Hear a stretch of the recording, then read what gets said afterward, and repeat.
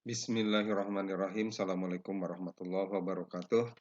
Kita lanjutkan pembahasan mata kuliah dasar-dasar ekonomi Islam, masuk ke pembahasan bagaimana metodologi ekonomi Islam. Pemahaman metodologi Islam tidak akan lepas dari konsep ekonomi Islam itu sendiri, di mana orientasi inti kehidupan manusia di dunia ini dipahami adalah untuk mencapai al-falah atau kemuliaan dunia dan akhirat.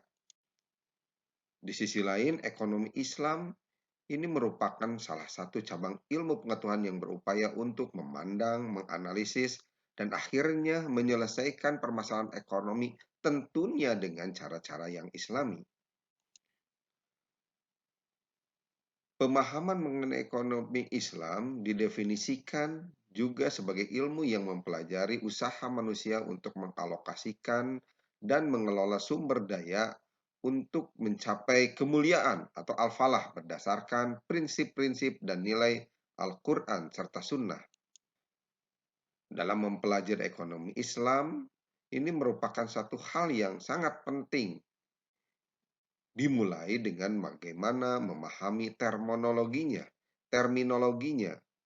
di mana ada pemahaman positif ekonomik dan normatif ekonomik yang membahas tentang kenyataan yang terjadi serta apa yang seharusnya terjadi atau apa yang harusnya dilakukan. Pernyataan normatif dipahami sebagai sesuatu yang normatif atau berbasis kebijakan-kebijakan yang telah ditetapkan. Kemiskinan di negara-negara berkembang tidak seharusnya semakin buruk kalau kebijakan normatifnya baik. Di sisi lain, pernyataan positif, kemiskinan di negara-negara berkembang semakin buruk.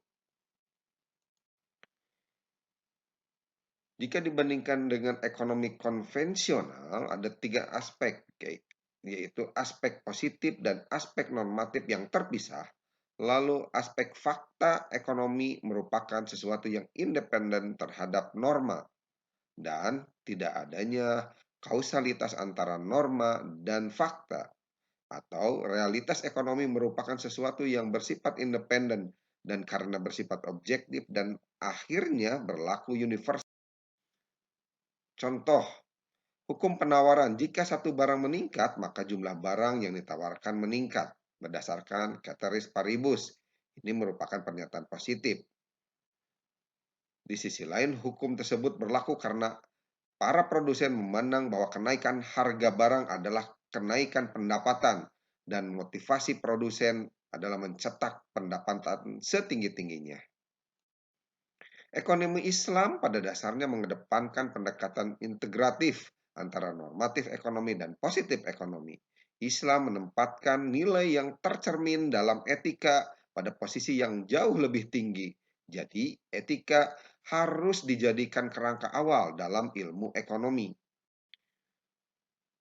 Masuk di pembahasan metodologi ekonomi Islam, ada beberapa aspek yang menjadi pembahasan, yaitu konsep rasionalitas Islam, etika dan rasionalitas ekonomi Islam, syariah, fikih, dan ekonomi Islam. Dan yang terakhir, kerangka metodologis ekonomi Islam.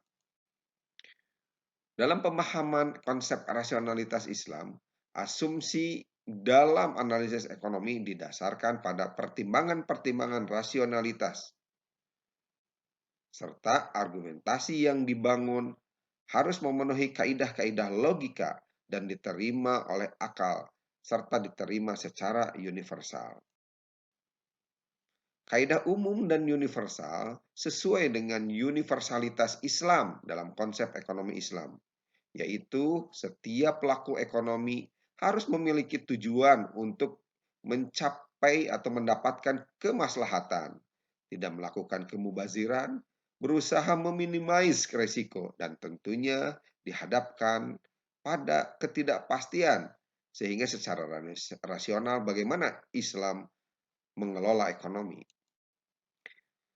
Aspek moral dan etika dalam ekonomi konvensional merupakan batasan ilmu ekonomi, karena perilaku etis dipandang sebagai perilaku yang tidak rasional, Sementara ekonomi Islam mempelajari pelaku ekonomi yang rasional Islami, sehingga standar moral perilaku ekonomi didasarkan pada ajaran Islam, bukan didasarkan pada nilai-nilai yang dibangun oleh kesepakatan sosial.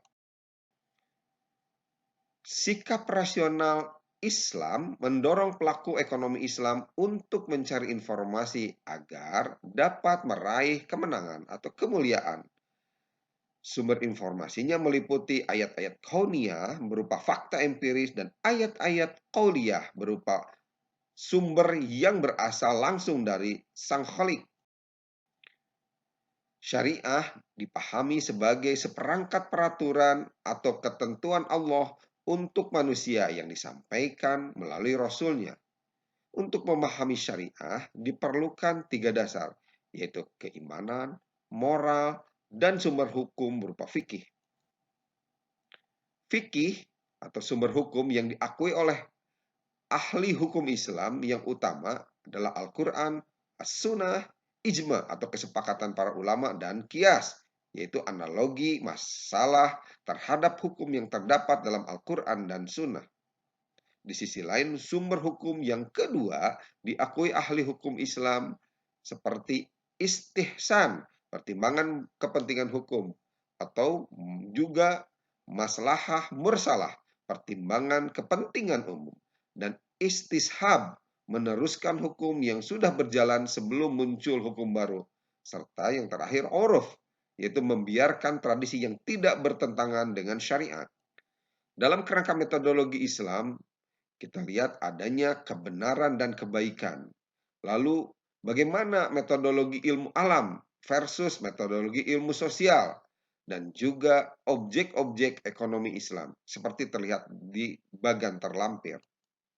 Kerangka metodologis ekonomi Islam diawali dengan pemahaman bagaimana melaksanakan Quran dan Sunnah sehingga melahirkan kekuatan akidah, syariah, dan akhlak. Tentunya ini melahirkan nilai-nilai ekonomi Islam dan prinsip-prinsip ekonomi Islam yang menjadi metode deduksinya.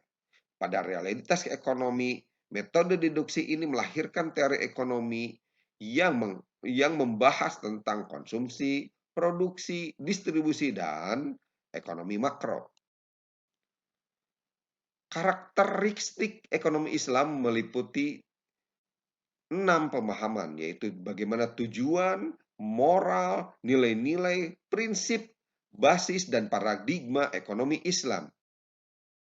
Tujuan ekonomi Islam tentunya kita pahami adalah untuk mencapai al-falah, kebahagiaan dunia dan akhirat.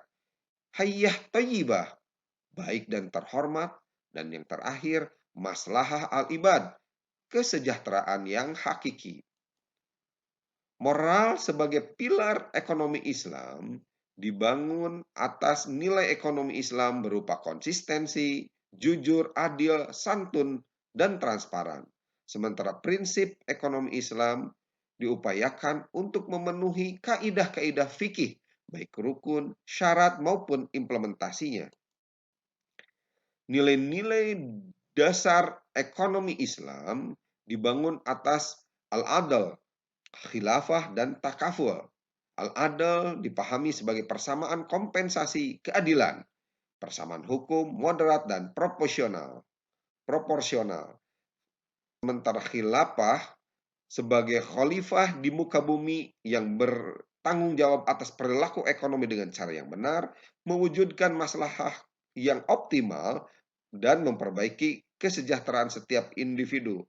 Serta dalam konteks takaful, kepemilikan dan pengelolaan sumber daya oleh individu ini harus diatur sedemikian rupa, menikmati hasil pembangunan untuk setiap individu, membangun keluarga sakinah, dan amar ma'ruf nahi mungkar. Prinsip ekonomi dalam Islam meliputi pemahaman tentang bagaimana kerja, kompensasi, efisiensi, profesionalisme, kecukupan, pemerataan kesempatan, kebebasan, kerjasama, persaingan, keseimbangan, soliditas, dan informasi yang simetris. Sementara basis kebijakan ekonomi Islam dimulai dari penghapusan riba, pelembagaan zakat, lalu pelarangan sesuatu yang meragukan atau gharar, dan pelarangan hal-hal yang bersifat haram. Dalam paradigma ekonomi Islam, berlaku paradigma berpikir dan berperilaku yang merupakan spirit dan pedoman masyarakat dalam berperilaku, yaitu nilai-nilai ekonomi Islam. Sementara paradigma umum merupakan gambaran yang mencerminkan keadaan satu masyarakat yang berpegang teguh pada paradigma perilaku.